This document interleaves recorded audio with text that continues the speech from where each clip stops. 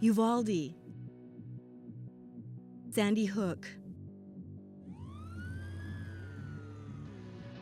Columbine.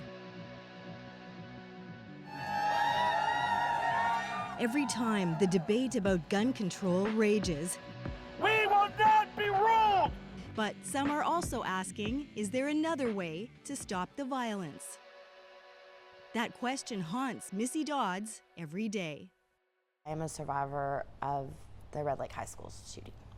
She came face to face with a shooter on an Indian reservation in Minnesota in 2005. She was a math teacher. He was a former student. I saw who was standing there, and my heart dropped because I knew it was a school shooter, a real school shooting. He tried to get into my classroom, and he couldn't because the door was locked. And there was about 3 or 4 gunshots, and that entire glass window broke. And that's how he got in. I'm alive because he started at the other end of the wall. When he got to Missy, he pointed the gun at her head and pulled the trigger, but there was no bullet in the chamber. Once law enforcement got there and yelled he had hostages, and then he killed himself in front of all of us. 5 students and 4 adults lost their lives. The guilt. Those parents sent their babies to me. Missy will forever wonder if there was more she could have done to stop him, not just on that horrific day, but years before. I always said the system, never knowing who the system or what the system was, failed him. The shooter was a 16-year-old who'd lived a life of trauma, including a father who had killed himself. He was teased, he was bullied, and 2 years before the shooting, he was cutting himself. The day of the massacre, he went to his grandfather's home, shot him and his grandfather's girlfriend, stole his guns, and then went to the school. Researchers say that path is a common one. He's a good example of this pathway. Gillian Peterson studies mass shooters in the U.S. going back to 1966. In her book, she says there are common red flags.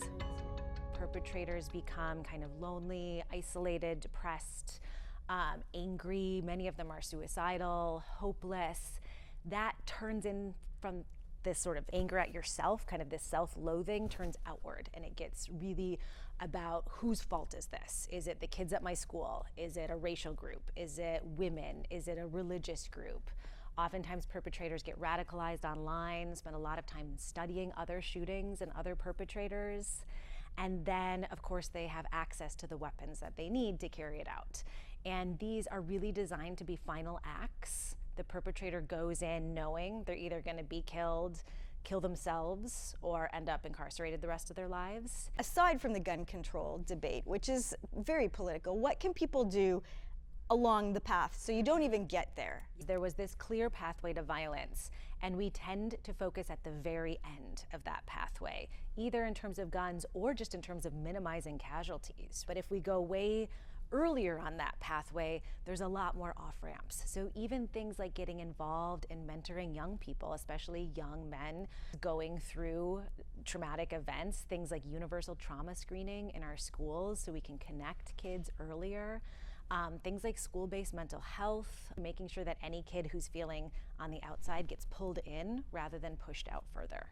The Columbine shooter was about my age and suffered from depression like me.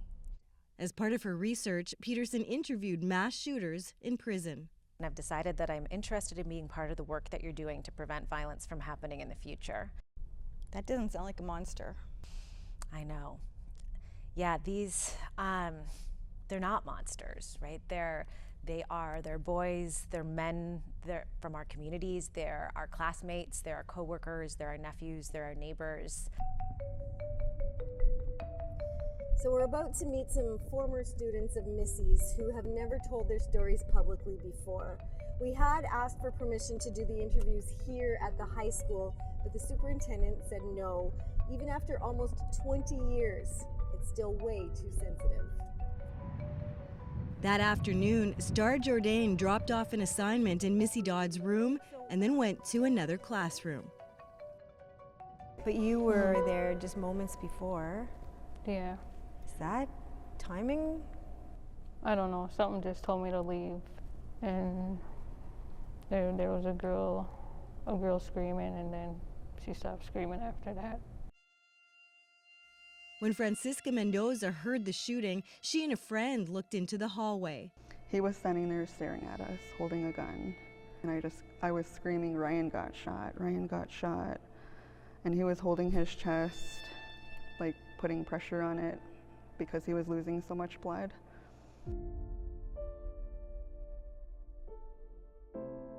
There is some comfort in the memories. She's probably laughing right now.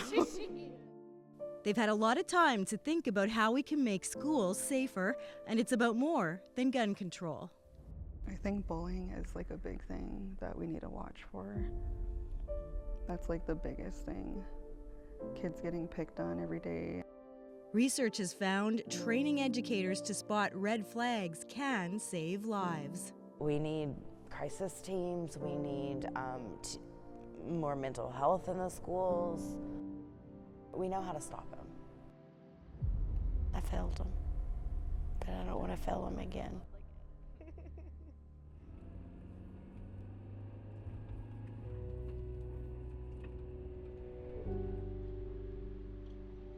This is the cemetery where the shooter and some of his victims are buried. We didn't go inside with our cameras out of respect, but while we were visiting the shooter's graveside, Missy did something unexpected. She laid down some tobacco on his grave, saying she has forgiven him and she wants him to be at peace too. Recovery steps come in places you never imagined, and I think I made peace with him a long time ago, so hopefully that will help him make